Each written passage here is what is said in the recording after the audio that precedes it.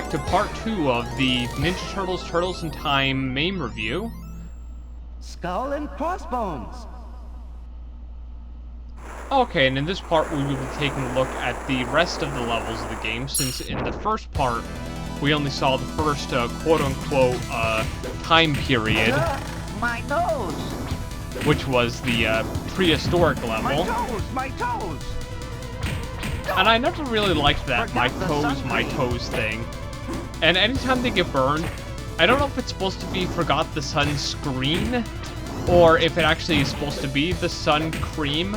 But every time he says that, it sounds like to me he says, forgot the sun cream. Forgot the sun cream. I don't know if you were able to hear that there, but it sounds like the sun cream to me. But this level is the one you'll see later where you face Tokka and Rahzar, which, as a lot of people regard them at the time in the Ninja Turtles Secret of the Ooze movie, that they were like that movie's Bebop and Rocksteady. Kind of like your two bumbling enemy mutants, if you will. And now what's funny about those rock soldiers with the guns, when they hit you, it spins you around and he says, I feel seasick. And when I had first played this game, I thought that was something specific to this level, but I didn't realize he always says, I feel seasick. And at first I was thinking it was a glitch, only realizing that it was just basically the Ninja Turtle saying that he feels seasick because he gets spinned around, I guess. That's the only thing that makes sense. And as I was mentioning in the other video, I just find that weird that rock soldiers explode, because unlike the foot soldiers who are robots, the rock soldiers are just rock guys. If anything, they should just like lay there, because they're just basically a bunch of rocks. My nose! Duh! My nose! And what's weird about a lot of the quotes in this game is like, my toes, my toes, my nose. Duh, my nose! I forgot the sun cream. They sound like they were said by different people. Pizza time! But my guess would be is that all the turtles... Ooh, I feel seasick. All the turtles probably have the same voice as my guess. But that whole I feel seasick, as I said, was reused in every other level that has those foot soldiers that swing their gun and make you spin around. And of course these are Tokka and Rahzar. Tokka is the weird tortoise and Rahzar is the wolf guy. And what's cool, I believe it happens once toward the end of the battle here, is that they can actually bump together, which I found very funny. And I was happy it actually ended up happening once in this fight. I didn't want to get by without it happening once. But now there was a soundtrack release called Konami All-Stars 1993 Music Station of Dreams, which included music from this game. But there was not a dedicated soundtrack for the arcade version of Turtles in Time.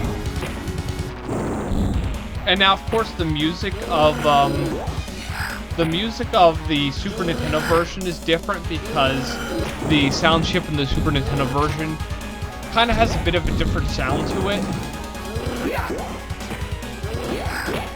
However, from what I understand, the actual musical tracks themselves are basically very similar composition, but they just have a bit of a different sound due to the extra sound chip in the Super Nintendo. And what's weird about this is how it's storming. After I defeat these bosses here, the weather turns normal. But the question there is the reason that it's storming is that Shredder and Krang brought their bad guys here? Are they somehow making it storm? But yeah, there it is. The two of them just bump together. And I always find that funny when you can actually do that, cause your enemies to bump into each other. And now, in the first gameplay that I'd done, I'd mentioned it in the first part of this video, but when I first tried to record the gameplay of this game, I had a sound problem where none of the audio was recorded. I had to uninstall and reinstall the sound driver, and that fixed it. But in the first gameplay of this one, I tried playing this. Actually, Toka died first, and this one Razar died first. Shell at Wounded Knee. And now this whole level is actually fought on a train, which is actually pretty cool. When I first heard the music from this game, I for some reason, I don't know why, but I thought it was going to sound like T-Hawk's theme from Super Street Fighter 2 and beyond. Because it just had that kind of like twang to it, how T-Hawk's theme has in Super Street Fighter 2. Because, as you may or may not know, Fei Long, T-Hawk, and Cammy and DJ were the Super Street Fighter 2 new challengers. Now, I have no idea why the horse makes that sound. Honestly, it sounds like maybe the horse is in pain or something. I feel seasick. And of course, there he goes, the I feel seasick that initially I thought was just like a mistake, but I realized maybe it's just the Ninja Turtle, like, getting spun around, and maybe that's why he feels seasick. And now more on the 2009 remake, Teenage Mutant Ninja Turtles Turtles in Time Reshelled. It features new graphics and sounds. The graphics were remade completely in 3D, with players now moving in and out of a true 3D camera. The opening and closing cinematics were remade with a stylized 2D look. The vocal quips of the arcade version return, re-recorded by the cast of the 2003 cartoon. The music was also redone for every stage. And now Reshelled was based on the original arcade machine, rather than the Super Nintendo version. As a result, the extra stages, enemy characters from the earlier home version were excluded. The gameplay remains similar, except players could now attack in 8 directions. The game could be played online with up to 4 players, and the version features a survival mode, quick play mode, multiple difficulties, and of course your normal trophies and achievements mode. Yeah, trophies and achievement support for Xbox 360 and PS3 respectively. But then again, that's always something that they included in those PlayStation Network / Xbox Live Arcade games. Which eventually a lot of the games I remember that became like Xbox Live Arcade, I feel seasick. they dropped that whole Oh, goody. Fresh Pizza time. what I was saying is they dropped that whole Xbox Live Arcade moniker, and a lot of them were under like a digital games banner or an Xbox, just like an Xbox digital type thing. I only remember the really early ones being called Xbox Live Arcade. Now this enemy is Leatherhead. He is a southern mutated crocodile who wears a funny hat, and in this game at least he has like a knife that he stabs you with, which from what I understand, a lot of people tell me that he is a horrible southern stereotype, but a lot of old cartoons and of course video games feature a lot of these stereotypes that, while they were okay back when the game or cartoon was new, there's something that probably wouldn't fly today, as we're in our state of ultra political correctness that even saying even a slightly wrong thing can offend somebody. But between you and me, none of the stuff ever offended me, so, you know, it was just how it was to me when I was a kid. If a character was a stereotype of something, I never really even thought of that, because I always thought, oh, well, that's just his character. And the funny part, if you've never played the Super Nintendo version, I actually took a quick look before I'd done this video, but the bosses and everybody actually have life meters in that version, and they don't flash.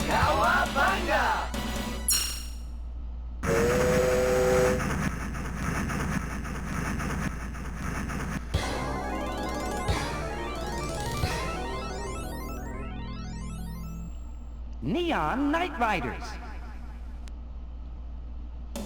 Now, when I had first seen that scene at the end of the train level, I was thinking it was going to do something cool, like the train was going to go off the cliff or something, but unfortunately, I guess it just showed the front of the train, because they could show the front of the train. But this is your second, like, surfing slash, flying level as it would be here. And that's one thing that never made sense, like with the sewer surfing level. If anyone knows anything about surfing, you know you kind of need the wave and the current to carry you. How does the sewer surfing work? Because if you look at that, at least with this level, the actual little platforms everyone's on have like some form of jet propulsion, whereas with the sewer surfing, they're just kind of on a board surfing in the water with no obvious thing that's like propelling them. But that's what I always wondered in those levels, but I guess you could go on like and say maybe the board has some sort of propelling thing in that level. Now for some reason in my first time playing this game through, these helicopter guys really gave me no problem. I pretty much was able to defeat them in like 1 or 2 kicks. But they always seem to elude me in this gameplay for some reason. I just really don't know why. The funny thing is since this is the year 2016 I'm recording this video, in 4 years we're gonna laugh at this and say, in 1991 this is what they thought 2020 would look like. But then again, I guess they figured in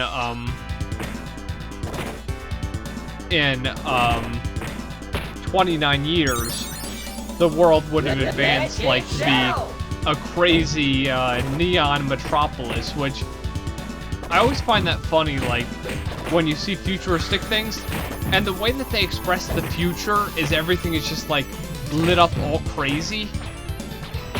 Which, when I really think about it, when I can understand like a city like Las Vegas or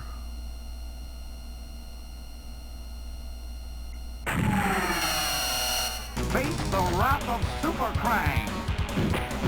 what I was saying is, I can understand like a city like Las Vegas or Akihabara or any like really big electronic type city having those kind of lights, but I just always find it funny in these like visions of the future that they think that everything's gonna be lit up and everything's gonna be like the Casino Night Zone from Sonic the Hedgehog 2.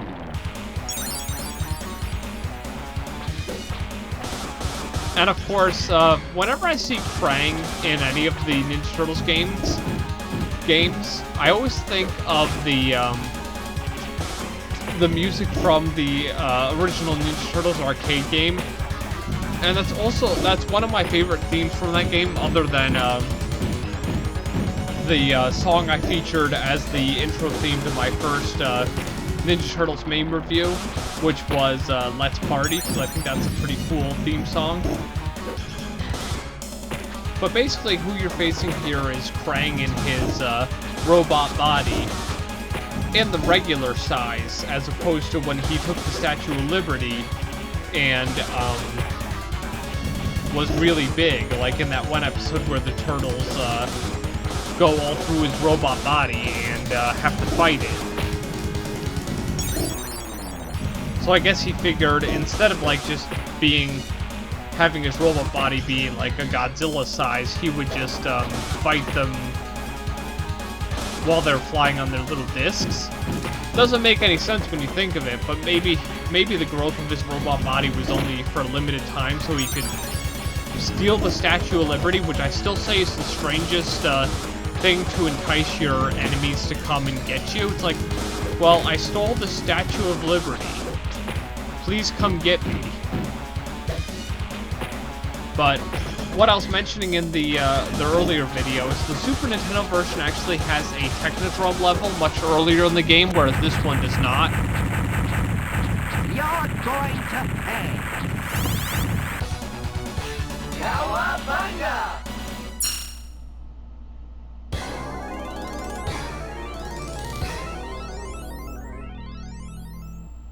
Starbase, where no turtle has gone before.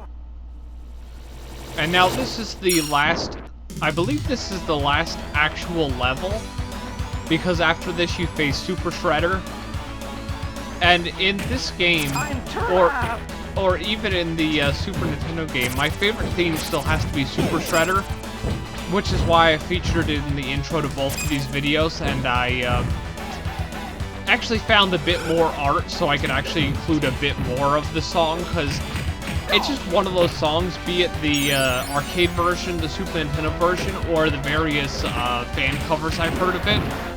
It's just an excellent Valse theme, and I really enjoy hearing that song a lot. I'm trapped. Now these, of course, are your obligatory robot enemies. They're kind of like the Mousers from the first Ninja Turtles arcade game. But they're just little things that shoot you, and then you kind of have your turtle scream he's trapped and he loses a piece of health. Now these are the same rock soldiers with the whole I'm seasick thing. Ooh, I feel seasick. Yeah, there it is. And as I had said earlier, I thought that was just like a mistake that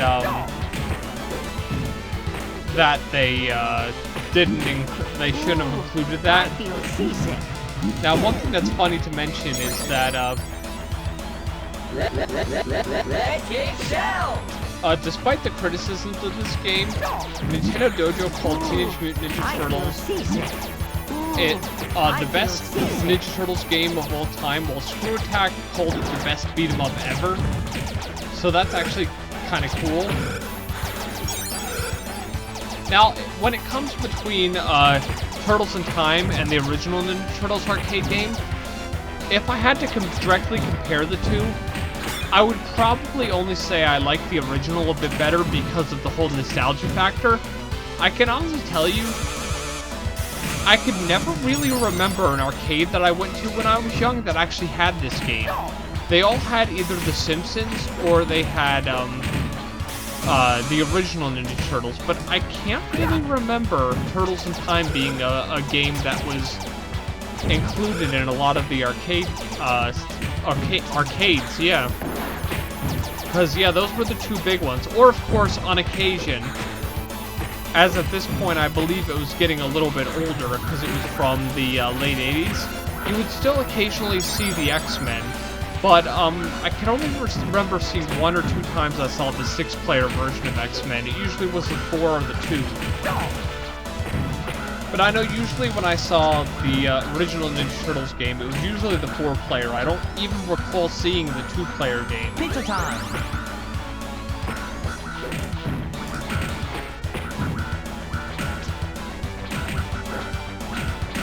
Now I'm too cool.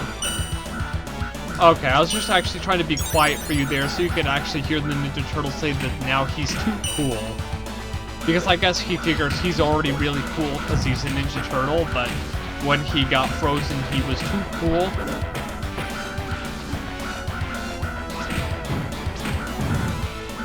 And now this level, as they mentioned in the beginning, is kind of like a star-based level, so this is still kind of the future. I think it said 2100 in the beginning. So at least that's giving it a bit more time instead of just 2020 for a Neon City. Pizza power! And now those guys who throw the green things were always annoying to me because they're kind of like... The sun cream. And now once again he forgot his sun cream, as it sounds like he says, but just like the boomerang guys in some of the Ninja Turtles games who they throw a projectile, but not only that, but it comes back to them. But as opposed to the boomerang guys, the guys who threw those weird green things, they don't just travel in a straight line and come back. They just kind of curve all around the place. And what's cool is you have, like, a decent selection of enemies, just like the first game. With a decent deal of them being just foot soldiers who have various weapons, or, in some cases, towers. And I like the fact that some shot flaming arrows, which burned you, and then some, like, blew those discs. If you didn't hear what he said over me, he said, you shell heads are dead. And I really have no idea why Shredder's picture comes up in the background. I guess he's figuring, oh, Krang, well, you better kill those Ninja Turtles. And I think to myself, wouldn't Shredder be smarter, like, fighting you with Krang? Because, like, the two of them could kind of, like, team up. And, Anyone got a pin? And that's another little voice sample there, anyone got a pin. But what I was saying was, it would make a lot of sense if Shredder and Krang kind of, like, fought you together. So maybe they have a better chance of beating you. Especially if there were 2 or even 4 turtles here. Having one of them fight you would be kind of silly, and it's not like the arcade board was incapable of 2 enemies at once. You saw that with Toka and Razar, and of course the original Ninja Turtles game featured Bebop and Rocksteady.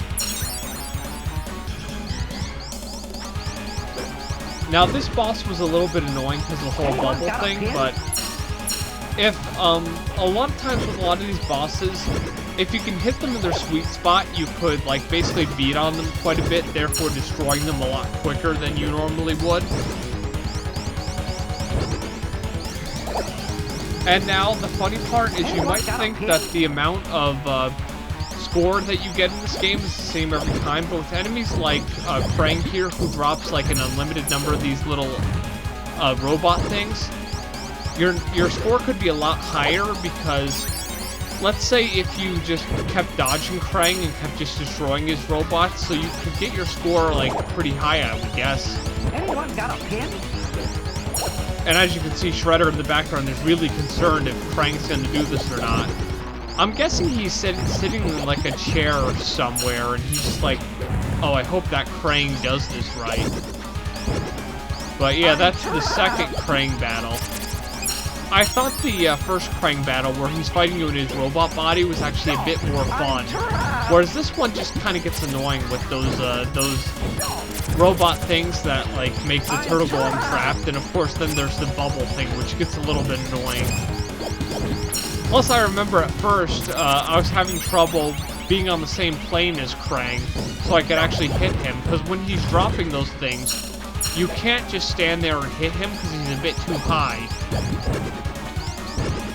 But after you kind of get the knack down of hitting him, especially when he's high in the air, it's not too bad of a battle. That hole's our way home. Let's go!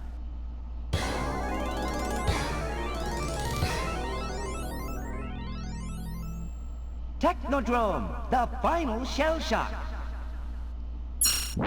And of course now this is back in the original time period, 1991. The only reason I was sitting here is I wanted to see if the music would just kind of keep doing this. And it looks like the music only starts when Shredder lands and he starts fighting you. My favorite. And as you can see there, the stolen Statue of Liberty in the background there, so the Ninja Turtles can get the Statue of Liberty back once they defeat Super Shredder here. Because as you can see, as opposed to the cartoon, where Shredder is literally maybe a little bit taller than the Turtles, he kind of towers over them here, so he is that Super Shredder from the second Ninja Turtles movie. And as I said, I just love this song. Be it this version, the Super Nintendo version, or the various covers that I've heard over time. But I probably will do it sometime in the future. I will try Turtles Reshelled, because as I had mentioned, it was either earlier in this video or in the last video, I had only played like a brief demo of Reshelled, and now that since I played all through this arcade game, I now kind of have more desire to play Reshelled. just to see how it is compared to what I played here.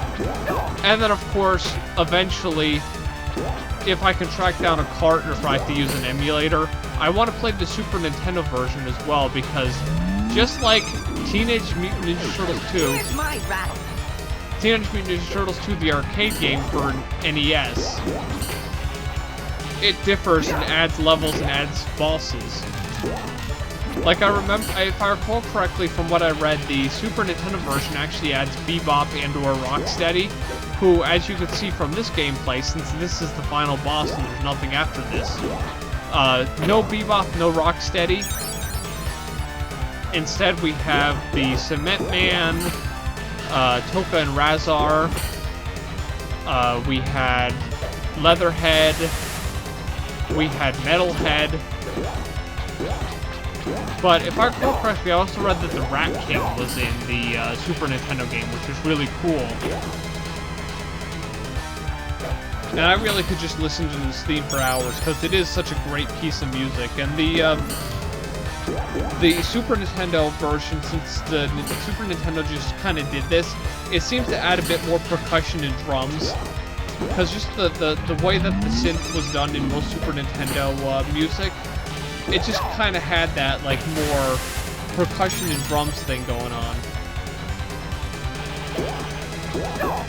And the thing I always forget when it comes to Shredder is he was like a ninja first, and I kind of missed him dying there, which I was actually kind of disappointed. The Teenage Mutant Ninja Turtles, our 4 reptilian heroes, have overcome the arch villain Shredder.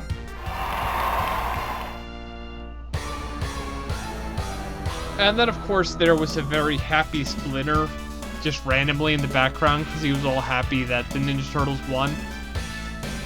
Now, the only thing I have to say about this, like, ending graphic, Donatello, kind of in the middle there, his coloring looks a little bit too red, if you ask me. Then Leonardo looks a little bit more purple than blue. Raphael and Michelangelo don't look bad, except for Raphael kind of looks like he's falling off. Michelangelo looks like he's trying to really overly smile, whereas Leonardo and Donatello just have that, like, generic action figure look. But it goes without saying, Turtles in Time is an excellent arcade game. If you can pick up an original board, which I can tell you at this point is like $300 to $500, by all means do it, or the arcade unit wouldn't be bad either. But of course, give it a shot here in Mame, or in that Turtles 3 Mutant Nightmare game. But yeah, Turtles in Time, excellent game. I really highly recommend you play this. More players, the better. And this has been another Game Nexus Mame review. Well, part 2. And I shall see you later. Bye.